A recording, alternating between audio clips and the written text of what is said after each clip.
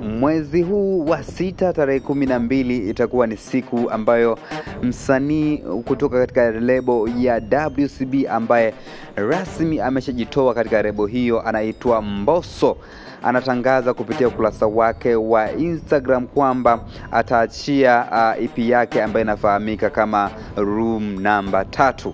As you know, Mbosso tangu alivyojitoa pale WCB takriban kama mwezi na wiki kadhaa hivi zimeshapita, alikuwa yupo kimya kinoma noma. So right now katika mtandao wa Instagram ameamua kutizi kionjo cha wimbo wake mpya ambao anakaribia kuachia hivi karibuni katika albamu yake ambayo inafahamika kama Room Number 3. So tutegemee kuona mambo makubwa sana katika albamu ya Mbosso. Huenda kukawa na mikwaju mingi katika albamu hiyo ambayo ameipa jina la Room Number 3. So sina mashaka kabisa na msanii Mbosso Kani, kwa sababu ni msanii ambaye ana uwezo wa kutunga ngoma nzuri, lakini pia ana uwezo pia wa kuimba vizuri kabisa, na ana melody ambazo zinawakosha wengi na wapenzi wengi wa muziki wa Bongo Flava. As you know,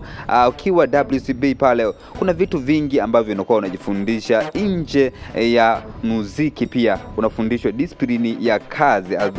As you know, pale panasimamiwa na nguli wa muziki wa Bongo Flava ambaye ni Diamond Platinum, ambaye huwa anahakikisha wasanii wote ambao wapo chini ya record label ya Wasafi wanakuwa na discipline kubwa sana ya ufanyaji wa kazi.